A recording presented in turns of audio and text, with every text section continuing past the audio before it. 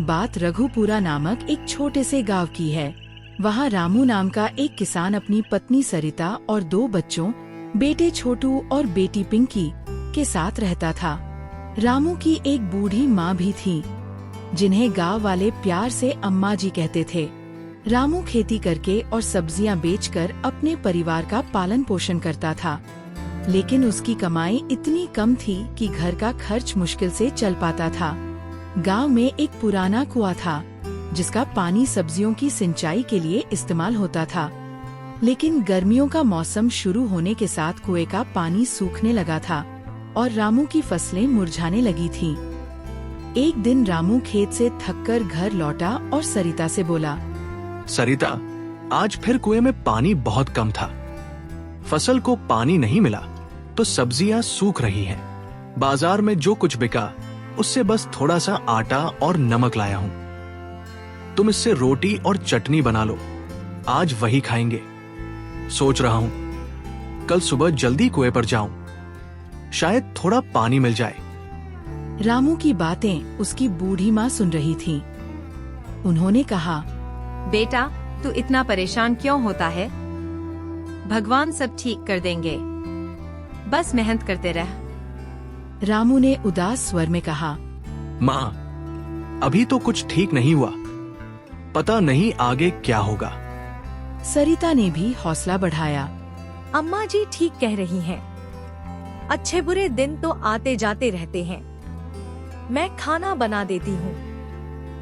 अगले दिन रामू सुबह सुबह कुआं देखने गया, लेकिन वहाँ पहले से ही कई किसान पानी लेने पहुँच चुके थे।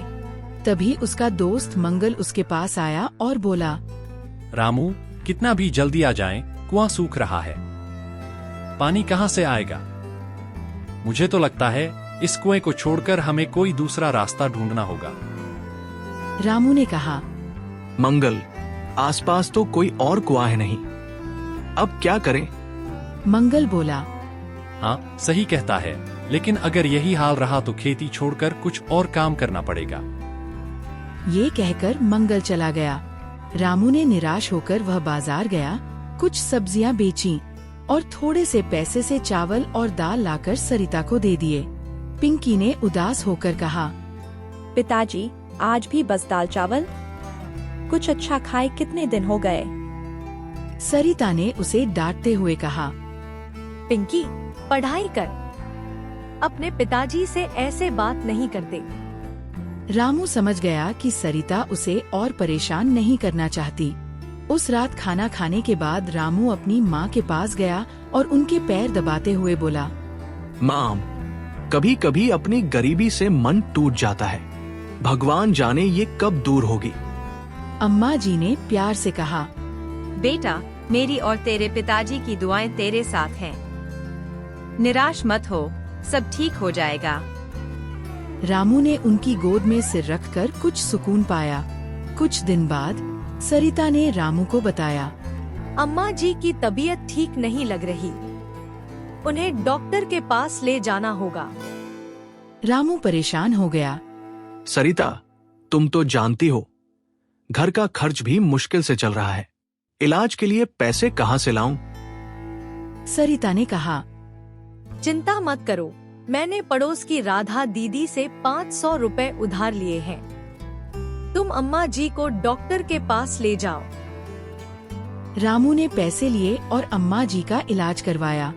दवाइयाँ लेकर वह घर लौटा और माँ से बोला, माँ, ये दवाइयाँ समय पर लेना। अम्मा जी ने कहा, बेटा, मेरे लिए इतना परेशान होने की जरूरत नहीं, मेरा जीवन तो पूरा हो चुका है। रामू ने जवाब दिया, माँ, तुम हमारे लिए सबसे कीमती हो, बस जल्दी ठीक हो जाओ। अगले दिन सुबह सरिता ने पिंकी से कहा, बेटी, दादी अभी तक नहीं उठी, जरा जाकर देखो। पिंकी कमरे में गई और अम्मा जी को जगाने की कोशिश की, लेकिन वे नहीं उठीं। पिंकी ने सरिता को बताया और जब सरिता ने देखा तो पता चला कि अम्मा जी का देहांत हो चुका था। रामू ने अपनी माँ का अंतिम संस्कार किया, लेकिन उसका मन उदास रहने लगा। वह अम्मा जी के कमरे को देखकर बार बार रोता। एक दिन उसने सरिता से कहा, इस कमरे को बंद कर दो। इसे देखकर माँ की बहुत याद आती है। सरिता ने कमरा बंद कर दिया।